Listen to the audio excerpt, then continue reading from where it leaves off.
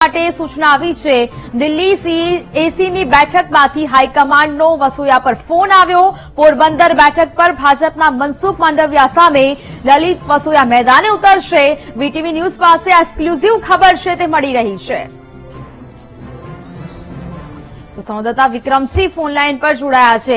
વિક્રમસિંહ, જે મહત્વપૂર્ણ સમાચાર મળી રહ્યા છે, દિલ્હીમાં કોંગ્રેસની ચૂંટણી સમિતિની જે બેઠક મળી હતી ને તે વચ્ચે આવી લલિત વસોયાને હાઈકમાન્ડમાંથી ફોન આવ્યો છે। શું મામલો?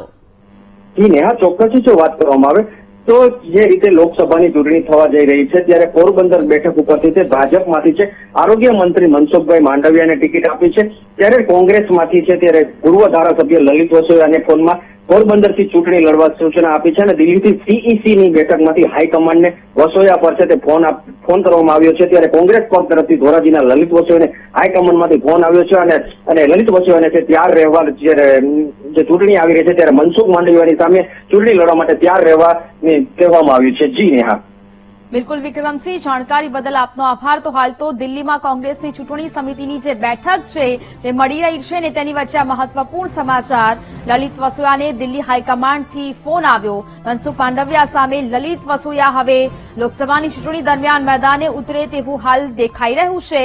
દિલ્હી સીઈસીની બેઠકમાંથી હાઈકમાન્ડનો વસોયા પર સીધો જ ફોન છે તે ગયો। પોરબંદર બેઠક, જે મહત્વપૂર્ણ બેઠકને ભાજપના મનસુખ માંડવિયા સામે મેદાને ઉતરશે।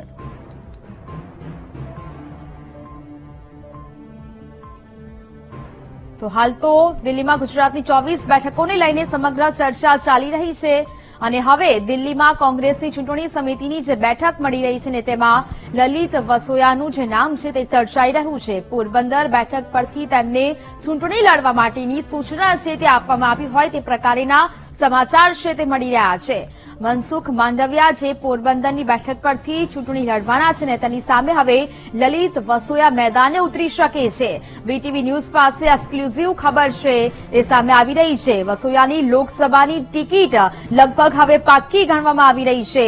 મનસુખ માંડવિયા સામે લલિત વસોયા મેદાને ઉતરશે અને લોકસભાની ચૂંટણી છે તેઓ હવે લડી શકે છે। વીટીવી ન્યૂઝ પાસે એક્સક્લુઝિવ માહિતી છે તે સામે આવી। લલિત વસોયાને દિલ્હીથી હાઈકમાન્ડ દ્વારા ફોન કરવામાં આવ્યો। વસોયાની લોકસભાની ટિકિટને લઈને હવે જે આ ખબરો છે તે મળી રહી છે।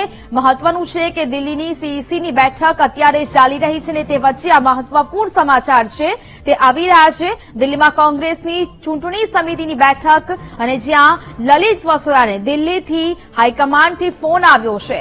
લલિત વસોયાને ફોનમાં પોરબંદરથી ચૂંટણી લડવા માટે સૂચન કરવામાં આવ્યું છે। દિલ્હી સીઈસીની બેઠકમાંથી હાઈકમાન્ડનો લલિત વસોયા પર સીધો ફોન ગયો। પોરબંદર બેઠક પર ભાજપના મનસુખ માંડવિયા સામે હવે લલિત વસોયા ચૂંટણી લડી શકે છે। લોકસભાની ચૂંટણી વખતે પોરબંદરથી તેઓ હવે મેદાને ઉતરી શકે છે।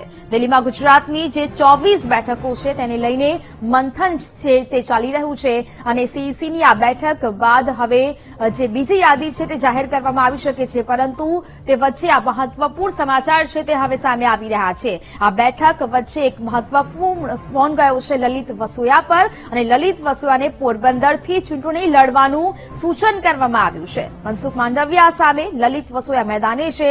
મહત્વનું છે કે પોરબંદર સીટ પરથી ભાજપમાંથી મનસુખ માંડવિયા છે તે મેદાને છે અને હવે તેમની સામે હવે કોંગ્રેસમાંથી ઉમેદવાર લલિત વસોયાને પસંદ કરવામાં આવી રહ્યા છે।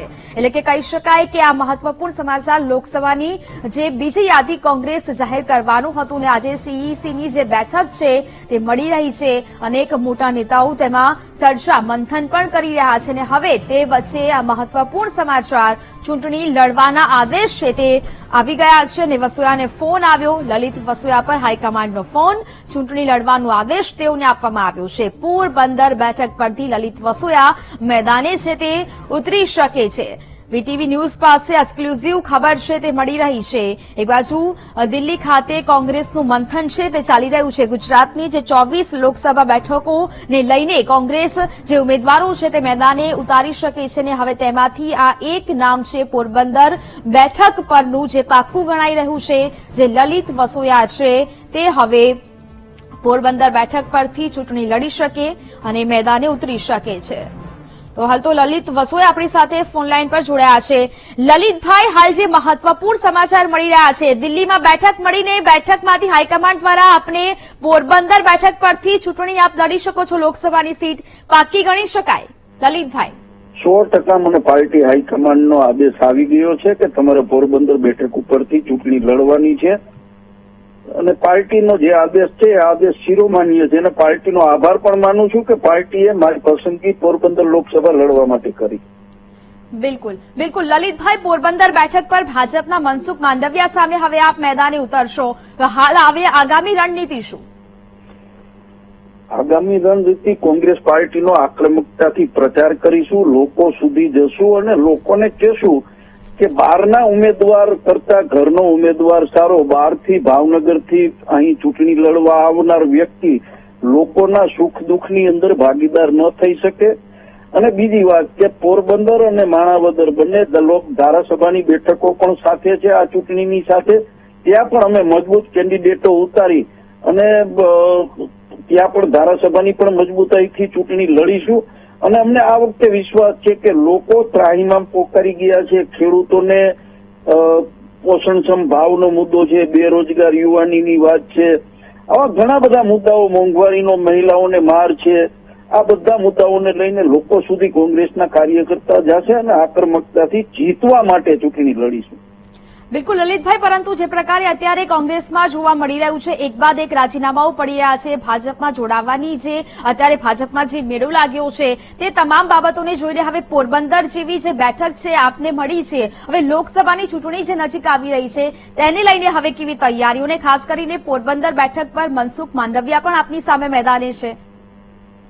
મનસુખભાઈનું કર્મક્ષેત્ર પોરબંદર વિસ્તાર નથી અને અમને તો આનંદ થયો કે મનસુખભાઈ આ ચૂંટણીમાં આવ્યા છે તો મનસુખભાઈ ઘેડ વિસ્તારની શું પરિસ્થિતિ છે, પોરબંદર વિસ્તારની શું પરિસ્થિતિ છે, એ વિસ્તારની પરિસ્થિતિથી કમસે કમ વાકેફ થશે. એ વિસ્તારના લોકો સ્થાનિક પ્રતિનિધિની અપેક્ષાઓ રાખીને બેઠા હોય ત્યાં બહારના ઉમેદવારો ઠોકી બેસાડવાની ભારતીય જનતા પાર્ટીનો જે આખતરો પ્રયાસ છે એ પ્રયાસની અંદર 100% એમને નિષ્ફળતા મળવાની છે ને મનસુખભાઈ લીલા તોરણે પાછા જવાના છે. બિલકુલ, પરંતુ લલિતભાઈ, એક બાદ એક કોંગ્રેસમાંથી પણ રાજીનામા પડી રહ્યા છે. શું લાગી રહ્યું છે કે તેની સાથે જ હવે પાર્ટી મજબૂતાઈ સાથે આગળ વધશે? આપને બહુ સ્પષ્ટપણે કહું કે આગેવાનો પક્ષ પલટા કરતા હોય છે ને નીચેના જે કાર્યકર્તાઓ છે કે મતદારો છે એના મગજની અંદર એવી છાપ ઉભી થતી હોય છે કે આ જે લોકોએ પક્ષ પલટો કર્યો છે એના કંઈક સેટલમેન્ટ માટે કર્યો છે, એ પોતે વેચાણો છે એવા મનમાં મતદારોને અને કાર્યકર્તાઓને ભાવ હોય છે ને એટલે જ કાર્યકર્તા કે મતદાર ડબલ જનૂનથી પક્ષ પલટુઓની સામે લડ્યો છે ને. ગુજરાતનો ભૂતકાળનો ઇતિહાસ જુઓ કે 14 જણાએ પક્ષ પલટો કર્યો એ તેમાંથી 12 લોકો તો પાછા હારી જાય છે. બિલકુલ લલિતભાઈ, પરંતુ અહીંથી થવાની. બિલકુલ લલિતભાઈ, પરંતુ જે પણ કાર્યકર હોય, ધારાસભ્ય હોય કે જે પણ પૂર્વ નેતા હોય કોંગ્રેસના, જે પણ ભાજપમાં જોડાય છે, તેમનો એક જ મત હોય છે કે વિકાસ કાર્યો જોઈને અમે ભાજપમાં જોડાયા છીએ. શું કોંગ્રેસ કે વિરોધ પક્ષમાં રહીને આ વિકાસના કાર્યો નથી થતા? 100% મારા મત વિસ્તારની અંદર હું વિરોધ પક્ષનો ધારાસભ્ય હતો અને 5 વર્ષની અંદર પ્રજાને કામ કરીને બતાવ્યા હતા. અને કામ માટે તો વિકાસ માટે તમારે કદાચ કોઈ સરકાર કિનાખોરી રાખતી હોય તો તાકાતથી લડવું જોઈએ. લોકોએ તમને વિરોધ પક્ષમાં બેસવા માટે મત આપ્યા છે, તમને સ્થાનિક પ્રતિનિધિ તરીકે મત આપ્યા હોય તો એમના પ્રશ્ને તમારામાં લડવાની તાકાત ન હોય તો રાજકારણ મૂકીને ઘરે બેસવું જોઈએ. બાકી વિકાસના કામે કે લોકોના કામ માટે કોઈ પક્ષ પલટો કરતા નથી ને એવા કોઈ ગુજરાતની અંદર રાજકારણી નથી કે જે પ્રજાના પ્રશ્નોને ઉકેલવા માટે જતા હોય. બિલકુલ લલિતભાઈ, પોરબંદર બેઠક પરથી આપને ટિકિટ મળી તે બદલ આપને ખૂબ ખૂબ શુભેચ્છાઓ. વાતચીત કરી અમારી સાથે તે બદલ આપનો આભાર.